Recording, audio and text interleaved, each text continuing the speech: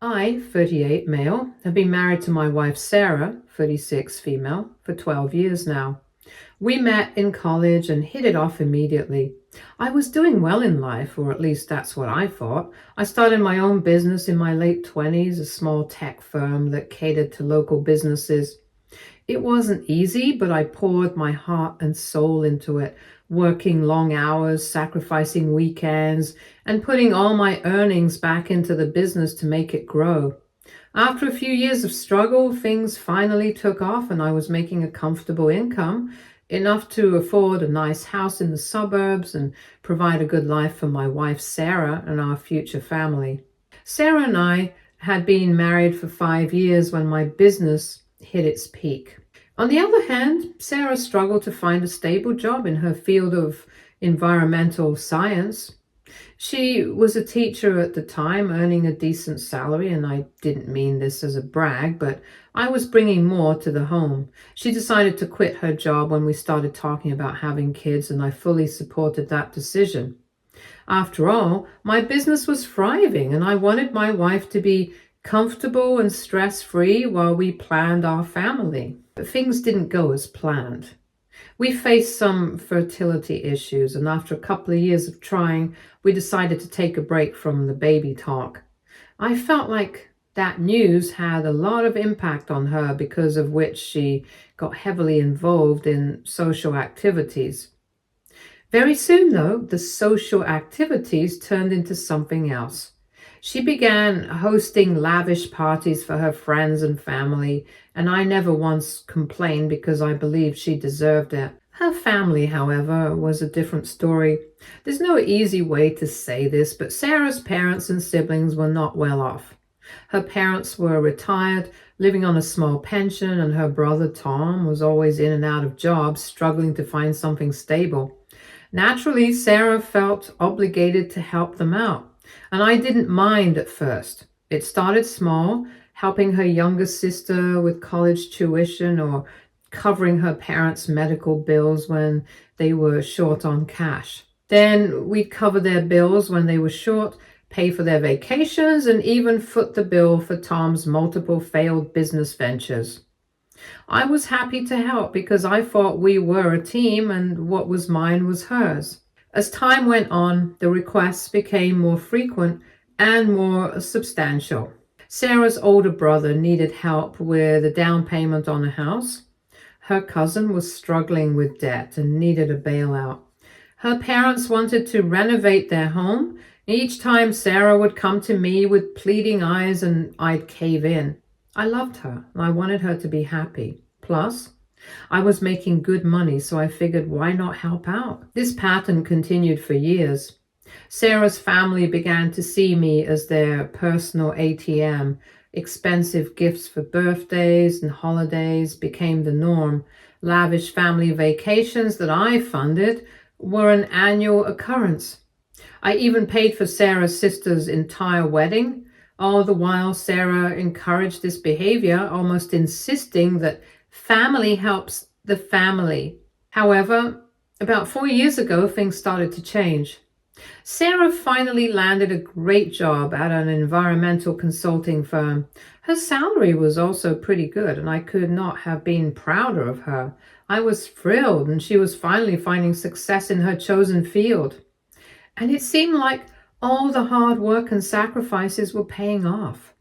She was excited too, talking about all the ways she could contribute to our household, maybe even help my business expand. We were both on cloud nine, thinking that this was the start of a new chapter in our lives.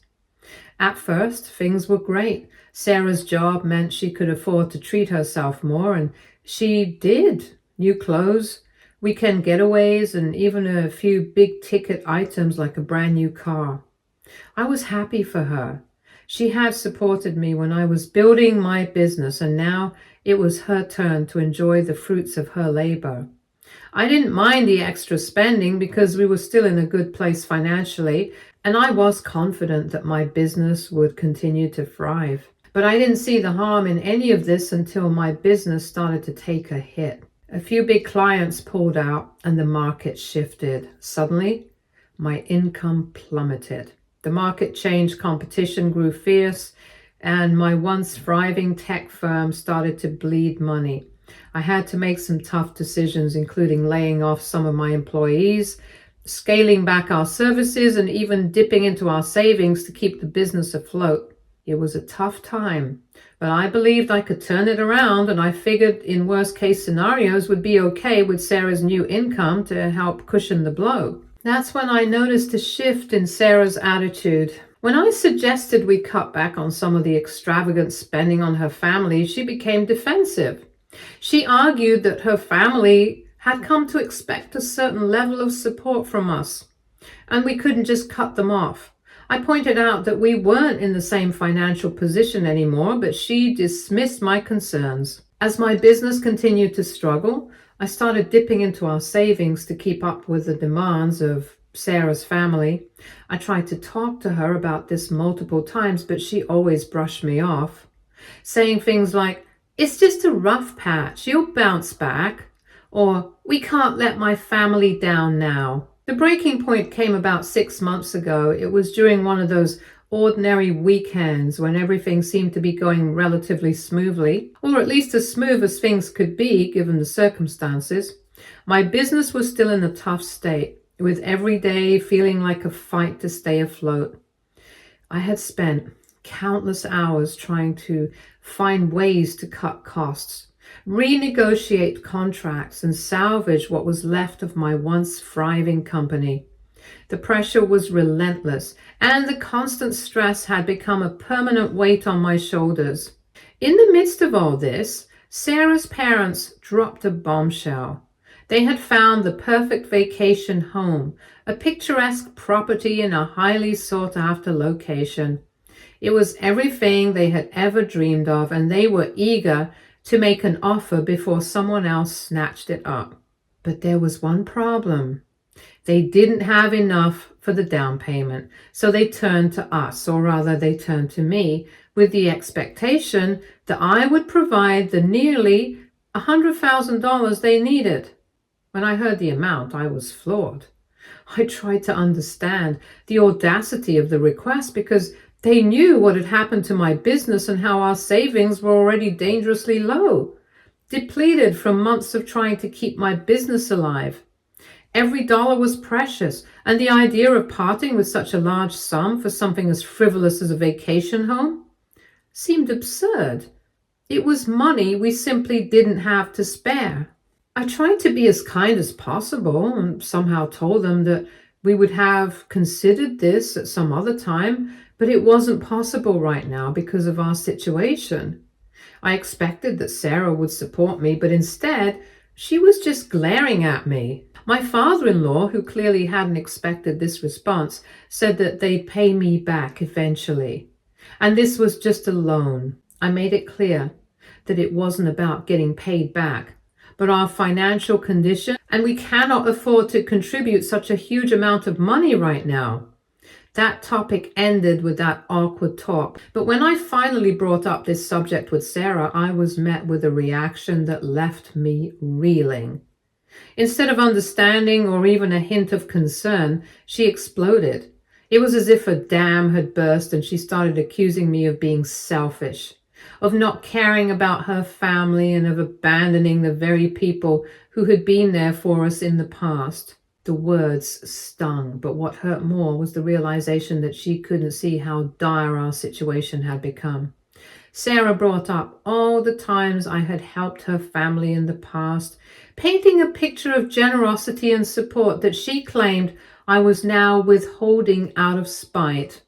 It was as if she had forgotten all the sacrifices I had made, all the late nights and early mornings spent working to provide for us, for her and her family. She seemed to believe that my refusal to hand over the money was a personal attack rather than a necessary decision based on our circumstances. I tried to make her understand the same thing I had said to her parents, but she dismissed my concerns with a wave of her hand, scoffing at the idea that I was anything other than jealous of her success. The accusation cut deep. How had things come to this? How had the woman I once adored turned into someone who saw my struggles as a weakness rather than a shared burden. As the argument escalated, Sarah's anger only grew. She accused me of being stingy, of changing the rules now that the tables had turned, and of trying to control her through money. Her words were harsh.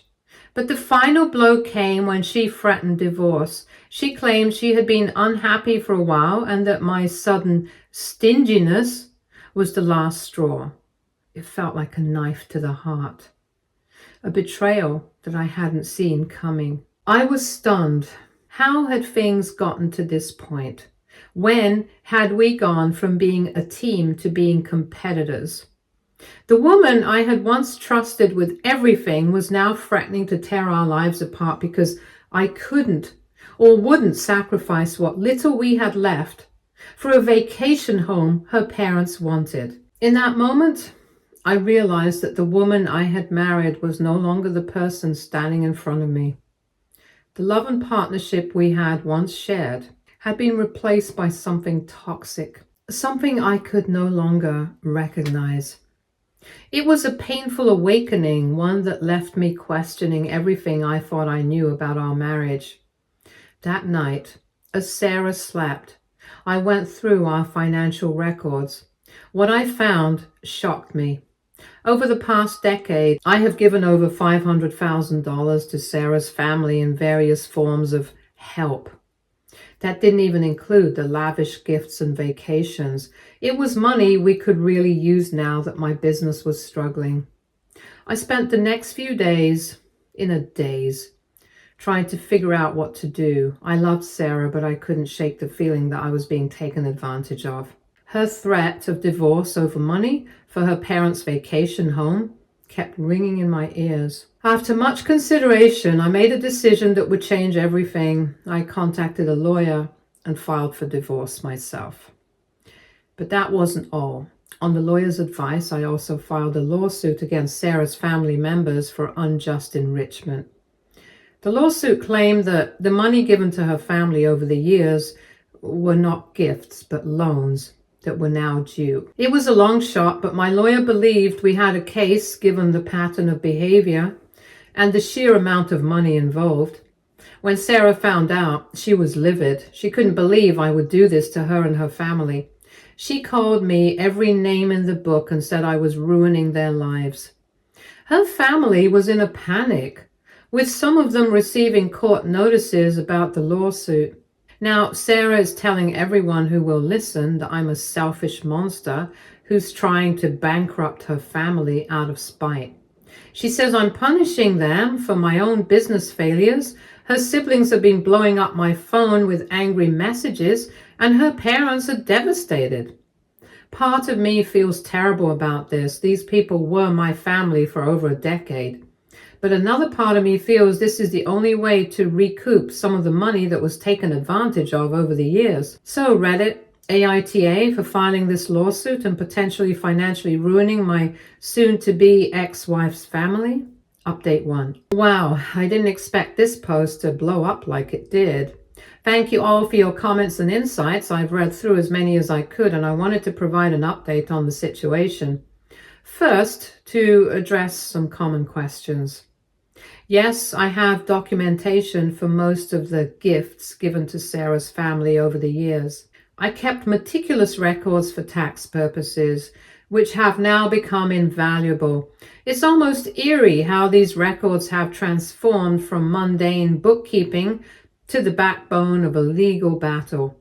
Every transfer, every extravagant gift, every payment for one of their whims is logged in detail, down to the date and purpose. It's unsettling to see in black and white just how much of my hard-earned money went towards fulfilling the endless desires of her family. No, there were never any explicit agreements that these were loans. However, my lawyer believes the pattern and scale of the giving, combined with the current circumstances, make for a strong case of unjust enrichment. Essentially, the argument is that Sarah's family benefited financially from my generosity to a degree that is both unreasonable and unjust, especially considering the position I'm in now. It's not just about the money. though. That's a huge part of it. But about the principle that they should not be allowed to profit off of my financial ruin. Sarah and I do not have children, which simplifies the divorce proceedings somewhat.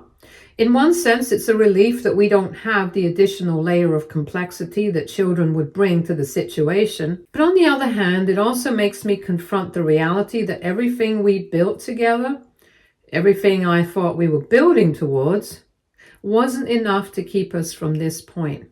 It's a sobering thought, and it leaves me questioning whether the life we had was ever as solid as I believed it to be. Now for the update. The day after I posted, Sarah moved out of our house and in with her parents.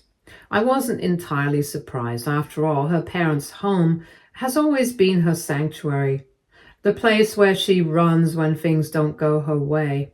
But seeing her empty closet and the void she left behind was a jarring reminder that our marriage was truly over. She's still furious and is telling anyone who will listen that I'm a vindictive, greedy person who's trying to destroy her family. It stings to know she's painting me as the villain when all I ever did was try to support her and her family. But I suppose in her eyes, refusing to continue financing their lifestyle is a betrayal of the highest order. I've received some concerning messages from her brothers, veiled threats about making me pay for what I'm doing. They've always been protective of their sister, but this feels different, darker, more personal. It's as if they can't comprehend that I'm simply trying to protect what's left of my life and my financial future. I've documented these and passed them along to my lawyer, who advised me to consider a restraining order if things escalate. It's surreal to think that this is where we are now, threats and legal actions between people who were once family. On the legal front, things are moving quickly. My divorce attorney is working in tandem with the lawyer handling the unjust enrichment case. They've advised me that this will likely be a long, drawn-out process, but they're optimistic about our chances. It's a strange feeling, preparing for a legal battle against the very people I once considered my own. The optimism of my lawyers is a small comfort, but the reality of the situation weighs heavily on me. This isn't just a fight for money. It's a fight for my dignity, for my future, and for the belief that I deserve better than what I've been put through. One interesting development, Sarah's younger sister, the one whose college tuition I helped pay, reached out to me privately. She expressed that she felt uncomfortable with how her family had treated me over the years and offered to testify on my behalf if it came to that. I'm touched by her honesty. But I'm also cautious about involving her and potentially damaging her relationship with her family. It's a complicated situation. On one hand, her testimony could be incredibly valuable, but on the other, I don't want to be the cause of further rifts in a family that's already on the brink of fracturing. It's a delicate balance, and I'm not sure yet what the right move is. As for my emotional state, I'm still a mess. The reality of the divorce is sinking in, and despite everything, there's a part of me that misses Sarah. We built a life together for 12 years, and it's hard to let that go. I'm also working on my business at the same time, because that also requires my attention. I really wish that it didn't come to this and I had Sarah by my side. Many times I feel like I should just let it go. But every time I start to waver, I remind myself of how she threatened me with divorce over her parents' vacation home, and my resolve strengthens. It's a reminder that the woman I'm missing is not the same woman who stood before me that day demanding that I bankrupt myself for the sake of her family's latest indulgence. It's a painful realization, but it's what keeps me moving forward one step at a time. I'll keep you all updated as things progress. Again, thank you for your support and advice. It means more than you know during this difficult time. Update 2. I'm still in shock as I write this update. Past 24 hours have been an absolute whirlwind. And I'm struggling to process everything that's happened. It feels like I've been living in some kind of strange, surreal nightmare that I can't wake up from. And the gravity of the situation keeps pulling me deeper into it. Yesterday morning, I received a frantic call from Sarah. Her voice was shaky, filled with panic and desperation, and for a moment I didn't even recognize her. It was as if all the anger and resentment that had been boiling between us dissolved in that instant. She was crying, barely coherent, as she tried to explain what was happening. I managed to catch that something had happened with her father, but beyond that, everything was a blur. When I arrived, the scene was utter chaos. Sarah's mother was sitting on the couch, her face buried in her hands, sobbing uncontrollably. It took me a few minutes to piece together what had actually happened, but once I did, I felt like the ground had been ripped out from under me. Apparently, the stress of the lawsuit and the looming threat of financial ruin had been too much for Sarah's father to handle. In a moment of sheer desperation, he had emptied their safe of all cash and valuables, cleared out their joint bank account, and disappeared without a trace. He left behind a hastily written note, scrawled with shaky handwriting, saying that he couldn't face the shame and the potential poverty that awaited them. He was going away to fix things, though what that meant exactly was unclear to everyone. I was completely stunned. This was never my intention. Yes, I wanted justice, and yes, I wanted to recoup some of the financial losses that had bled me dry over the years. But I never intended for anyone to be pushed to such desperate measures. The image of Sarah's father, a man who I had once respected and admired, reduced to such a state of panic and fear, was something I could barely wrap my head around. As the day unfolded, more details began to emerge, each one more shocking than the last. We discovered that Sarah's father had been hiding a gambling addiction for years, something none of us had ever suspected. The money I had been providing, the endless stream of help that I thought was going towards various family expenses, had actually been fueling his addiction. The thought of losing that financial lifeline, combined with the pressure of the lawsuit, had evidently pushed him over the edge. The police were called and a missing person report was filed. The house quickly filled with Sarah's siblings, all of them tense and on edge as they tried to process the situation. For the first time in weeks, I found myself working alongside them rather than feeling like an outsider. We were all united in the same goal, finding Sarah's father and bringing him back safely.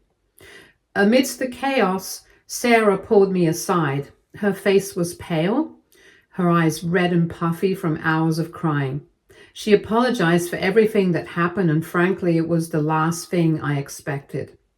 She admitted that she had been blind to her family's faults, that she had taken advantage of my generosity for years, and that her threat of divorce had been nothing but a manipulative attempt to get her way. She confessed that she had allowed her family's expectations to cloud her judgment, and now, seeing the fallout of those decisions, she was filled with regret.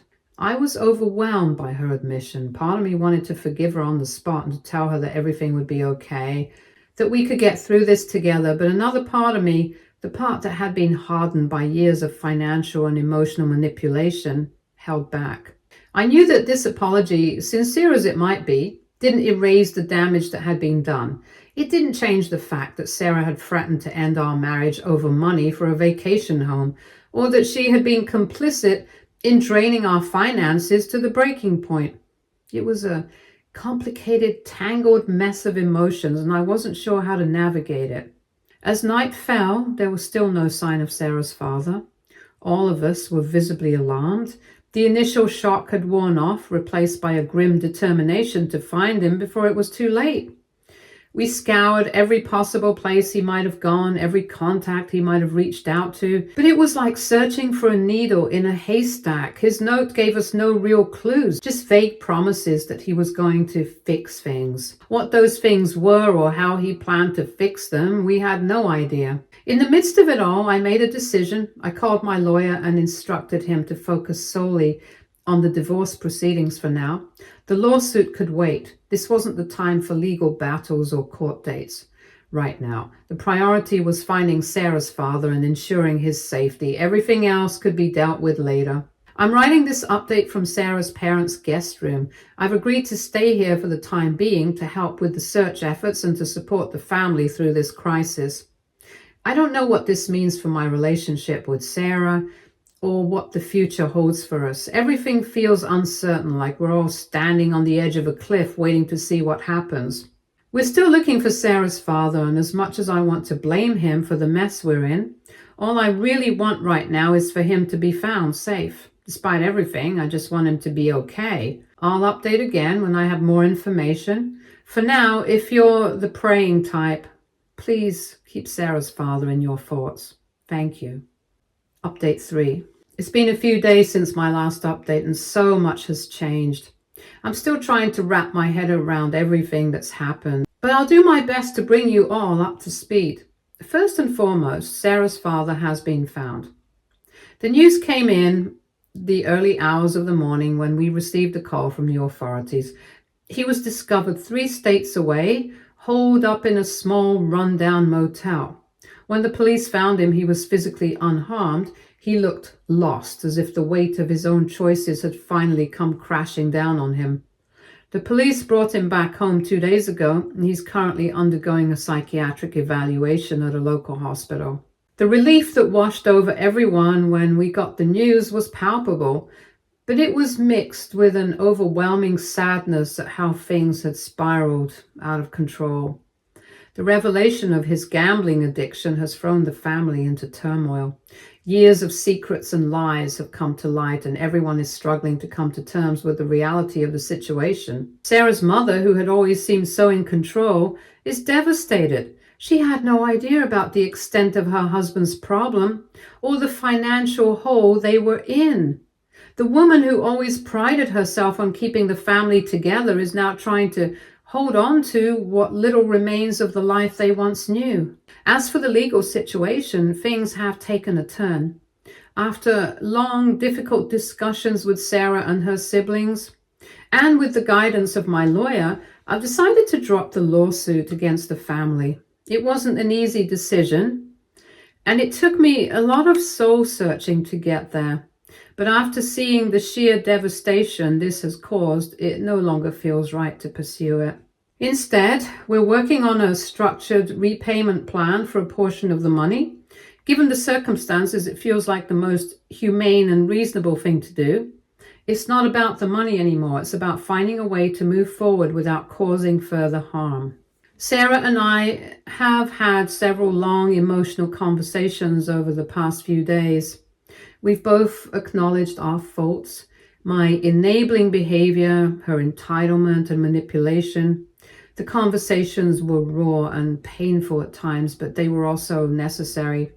For the first time in what feels like forever, we were honest with each other. And that honesty, as difficult as it was, has started to rebuild a foundation that had been missing from our relationship for years. To my surprise, Sarah suggested we put our divorce proceedings on hold. She asked if we could try marriage counseling to see if there was still something worth saving. I was hesitant at first. Part of me was ready to walk away, to start fresh and leave all this behind. But after much thought, I agreed to give it a try. We had 12 years together, and despite everything, there's still love there. It won't be easy, and we both know that. But we also know that anything worth having is worth fighting for, and we're both willing to put in the work. As part of our agreement to work on things, we've set some ground rules. We're moving to a smaller, more affordable house. Our current place, with all its luxury and excess, has too many memories of past extravagances. It's time for a fresh start in a home that reflects the simpler, more intentional life we want to build together. We've also agreed to go to individual therapy as well as couples counseling. Sarah needs to work on her family boundary issues to understand why she felt compelled to prioritize them over our marriage. And I need to address my tendency to enable harmful behavior, to understand why I kept giving even when I knew it was bad for us both. We've set strict limits on financial help to family members. No more bailing people out, no more loans that are never repaid. Any significant financial decisions will be made jointly with the advice of a financial planner. It's a way to protect ourselves, to ensure that we're both on the same page and that our future is secure. At the same time, my business is starting to get back on track. It's been a slow, difficult process, but there's hope on the horizon. I'm cautiously optimistic that things will continue to improve, and I'm committed to rebuilding what was lost. It's a long road ahead, but for the first time in a long time, I feel like I'm walking it with purpose. In an unexpected twist, Sarah is taking a more active role in my business. Her environmental expertise, which I had always admired but never fully appreciated, is opening up some interesting new avenues for the company. It's still early days, but there's potential there, and it's something we're exploring together. It's strange, but in working together, we found a new way to connect, to be partners in a way we never were before. We've also decided to take a complete break from Sarah's family for the next 3 months.